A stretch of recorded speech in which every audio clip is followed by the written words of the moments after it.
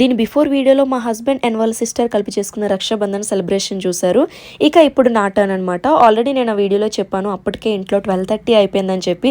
ఇక ఫాస్ట్గా మేమైతే అన్నయ్య వాళ్ళ ఇంటికి స్టార్ట్ అయిపోయాము. సో ఆన్ ద వేలో ఇలా మంచిగా వీడియోస్ అవి తీసుకున్నాము. అండ్ ఫేస్ కూడా భలే గ్లోయింగ్గా కనిపిస్తుంది నాది. నాకు చాలా బాగా నచ్చింది. ఎస్పెషల్లీ మనకి ఏమైనా ఇలాంటి స్పెషల్ అకేషన్స్ ఉన్నప్పుడు ఫేస్ ఇలా గ్లో అవుతుంటే అసలు హ్యాపీనెస్సే వేరు. ఇక అన్నయ్య వాళ్ళ ఇంటికి వచ్చేసాము. ఇక రాగానే హ్యాపీ మా దగ్గరికి వచ్చేసింది.